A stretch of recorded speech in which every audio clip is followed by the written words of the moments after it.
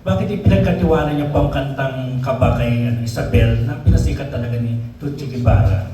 Kasi I suggest na mag-cover muna tayo kasi napakahirap for new artist na immediately tatalon tayo sa isang digital song. Hirap mag-promote ng kanta ngayon.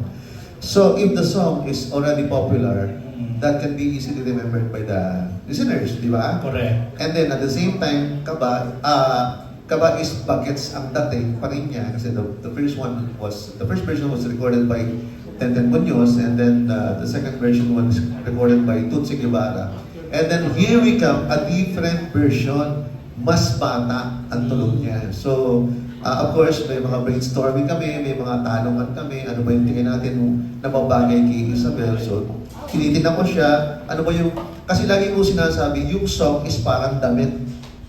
Parang damit yan. Kailangan, pag sinuot mo, pag kinanta mo, bagay sa'yo. Ayun. Pero Sir Ben, hindi kayo kinakabahan na ikumpara siya sa mga naunang may version ng kantang Kaba? Hindi naman, kasi hindi natin dapat i-compare. Siyempre, of course, ako naman, I'm always excited working with a new artist kasi siyempre gusto natin makapagpasikat pa tayo ng mga new breed of artists. Mga bagets, ngayon, kasi gusto ngayong bata. And pag napasikat ko siya, I always say na every time sa artist na nakatrabaho ko, she will be my living trophy. Kasi natulungan ko siya, di ba? Natulungan natin. So tulungan natin yung bata and sabi ko naman kay Mayora, this is a long journey. Hindi ito short distance na journey na pagkatapos ito, yun na, so mag-aaral siya magsalita, mag-aaral siya yung voice, yung dancing and everything. So lahat, personality development. Sabi ko, and then, ready naman sila and willing, the parents are willing to help the isa. Sa sarili niyo pong obserbasyon, kumusta yung version niya ng Kaba ni Isabel? Iba.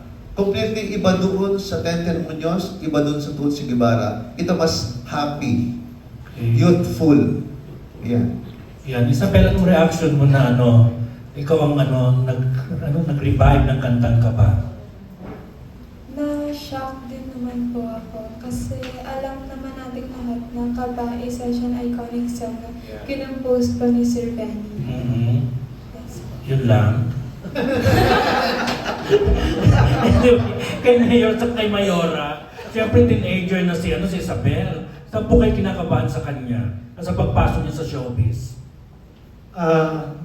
Actually, hindi ko na-expect na papasok ko sa showbiz. Opo. Because our family has been in politics and we control the leadership of our town for almost 7 decades since it was founded in 1969. My grandfather was the first mayor and founder of the town, and then my father was the mayor, and then my uncle, and then my brother, and then I was the one lately that was elected as mayor. And we are into public service, not show business or entertainment business. And my wife is in the academe. He owns a school, a private school, Centerfield Montessori, which caters to preschool up to senior high school education. And we have a branch in Iloilo and in Bacolod City. But we are very much honored that Isabel signed a contract with a legendary and multi-awarded composer. Dati, maririnig ko lang at makikita sa TV and sa news. But ngayon, I never imagined that my daughter will be working with such a very popular person. So we're very much happy and honored for that. Thank you, Mayor. Thank you. Thank you for the trust. Mayor, saan ka kinakabahan sa pagpasok sa showbiz? Baka dumami manliligaw ni Isabel. Si Isabel, she's very grounded. She's very grounded. Mas kinakabahan ako sa kasi very generous also, parang politiko. Mas kinakabahan ako sa pera na mahawa sa kanya. Ay, Isabel, nandito lang kami ha. Tarot! No. I mean, seriously, she's very nice. Parang there's nothing in her that I see na kakabahan ako. Kasi they're very grounded. Tsaka they know the rules. Tsaka hindi naman din sila, they're just, she's just a regular teenager. Na hindi siya yung mahilig lumabas, she's just at home.